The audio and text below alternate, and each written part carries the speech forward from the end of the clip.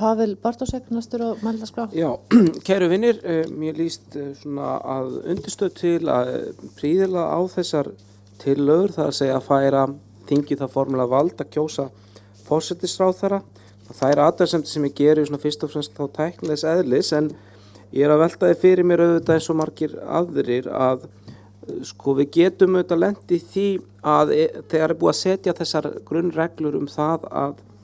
forseti þingsins kosin með auknum meirihluta, þá verður það kannski einhver liti hluti af leiknum og við getum til dæmis ímynd okkar scenaríó þar sem það sem er kannski ákveðið upplausnar ástand og einhver öfgaflokkar ná miklu fylgi,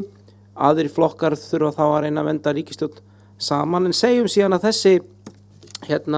aldursforseti komur hópi einhver svona öfgaflokks eða flokk sem hefur ekki beinlis hag af því að ríkisstjórn sem myndi í landinu, þá hefur hann annað völd til þess að gera fram tillögur í samrámi við þingflokka sem þýðir náttúrulega bara ekki neitt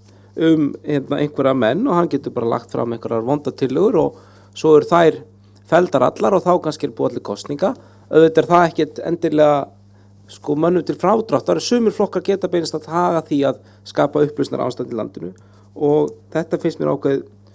vandamál. Í rauninni held ég að væri hægt svona í grundvallanum að fella burt þessa 28. tillögu og láta einfallega þetta alltaf virka á grundvalli vantraust, það segja nýr þingmeirihluti myndi þó alltaf bera vantraust á þá ríkisstjórn sem satt áður og leið til nefna eftirmann hennar og það myndi þó ekki hafa í för með sér þessi vandamál með þingforseta. Þannig að það er svona megintillagan, en ég held að sé ágætt að ef við ákveðum að fara þessa leið að setjast niður og sníða þessa að ég hygg smá vanganda sem geta farist í þessu en að öðru leyti líst mér ágætlega á þetta. Takk.